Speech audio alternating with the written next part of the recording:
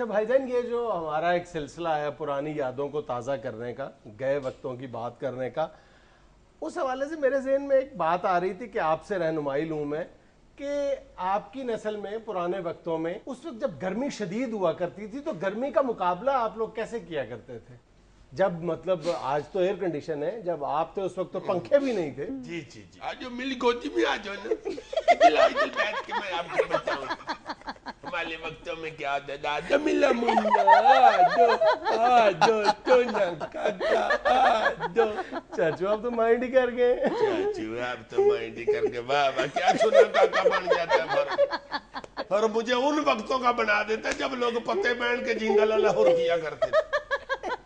حد ہو گئی ہے. یہ کو بہت ہی پرانی تو بات نہیں کہ کچھ سال پہلے کی بات ہے، 10-15 سال پہلے کی بات ہے یار. یہ تو ایک دم ہی میں سوچتا ہوں کہ یہ 15-20 سال میں کیا ہو گیا سب کو، کیا کرنے لگ گئے ہم کہ اسی کے بغیر ہمیں نیندر ہی نہیں آ رہی.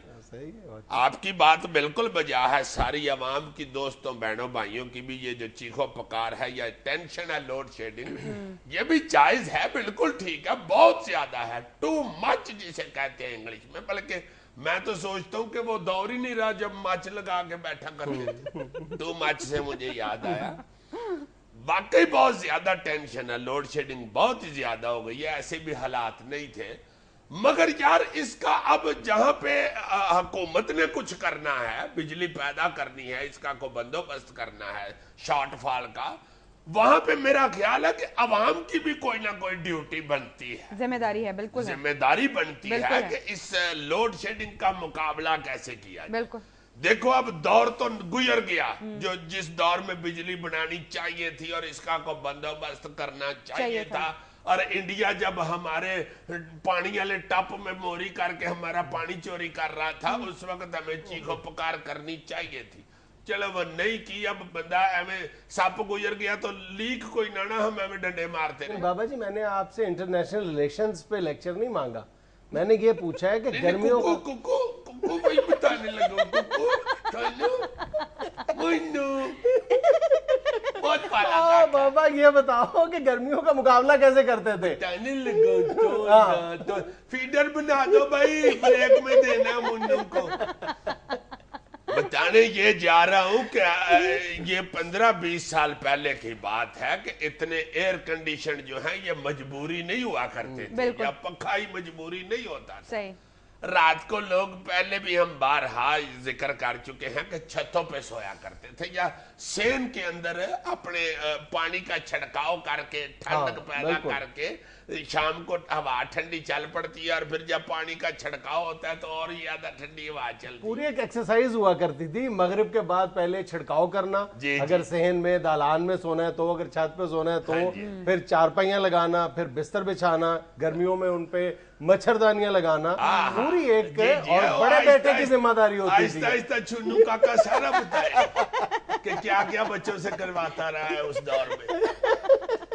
یہی میں کہنا چاہ رہا ہوں کہ یہ ایکسرسائز جو ہم کیا کرتے تھے یہ اب ہم نے اپنے بچوں کو کروانا چھوڑ دی اور اس کی عادت ہی نہیں ہم نے ڈالی. ہمارے بچے جو ہیں وہ لیٹ کے ٹی وی لگانے، پیر کے انگوٹھے سے ٹی وی لگانے والے بچے. لیکن کیا اب چھتوں پہ سونا ممکن ہے؟ ذرا پریکٹیکل ہو کے بتاؤ نا. کیوں نہیں ممکن؟ کیا ہو گیا یار؟ اب کیا چھتوں پہ نیوڑے بھرنے شروع ہو گئے؟ عزیزی صاحب بتاؤ نا یہ رائے چھتوں پہ جنہوں نے رہائش رکھ لی ہے وہی چھتیں. لیکن عزیزی صاحب اب یہ سارا کچھ پریکٹیکل نہیں نہ رہا. حالات دیکھیں کہاں چلے گئے. آئے دن تو آپ چوریوں اور ڈکیتیوں کی قصے سنتے ہیں. اللہ لوکے یہ جو پہلے تو یہ بھی ہوتا تھا گلیوں میں لوگ سو جایا کرتے تھے. صحیح. اب چلو ایسے حالات نہیں رہے، ٹھیک ہے میں مانتا ہوں، مگر چھتوں کے اوپر سونا ناممکن نہیں ہے یا کوئی خطرناک نہیں ہے. اس وقت تو ہمیں بنیرے ہوتے تھے سادے.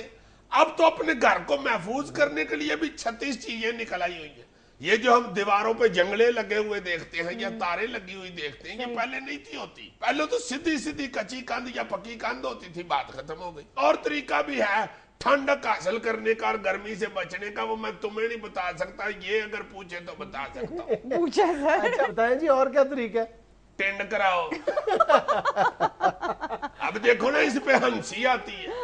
पहले बकायदा शौक से बच्चे टेंड कराया करते थे। गर्मियों की स्कूल की छुट्टियां या कॉलेज की छुट्टियां जो होती थी उसमें तो बकायदा लिबास होता था टेंड, अच्छा यूनिफॉर्म होता था। सिर्फ टिंडी नहीं बल्कि हमारी माएँ बच्चों को मशरूबात भी पिलाया करती थी गर्मी का मुकाबला करने के लिए। जी जी जी जी बिल्कुल। ये फालसे का शरबत, सत्तू बकायदा गांव से सत्तू आ जाते थे, आम शहरों में भी मिला करते थे उस वक्त। तो अब तो सत्तू देखे ही बहुत देर हो गई है, गायब ही हो गए। ऐसी लोड शेडिंग हुई है इसने हमारे सत्तू ही बेच दिया।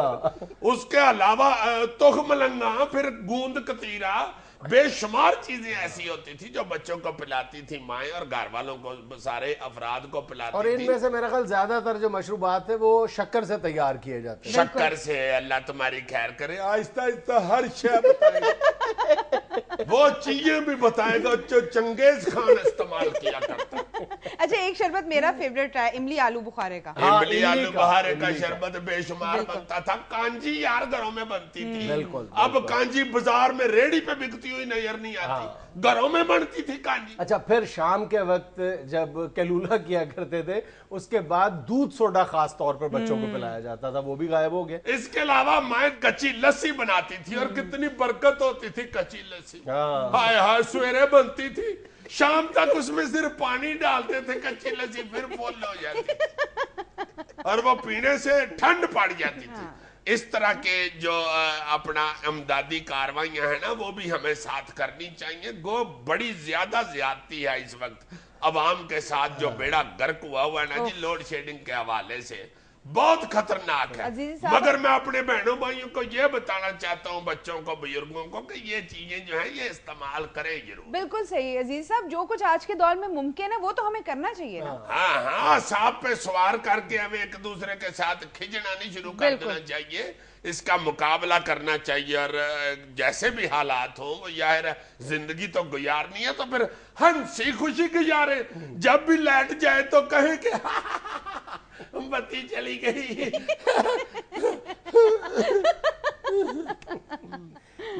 में लेना एक छोटा सा वक्फा, हमारे साथ रहिएगा।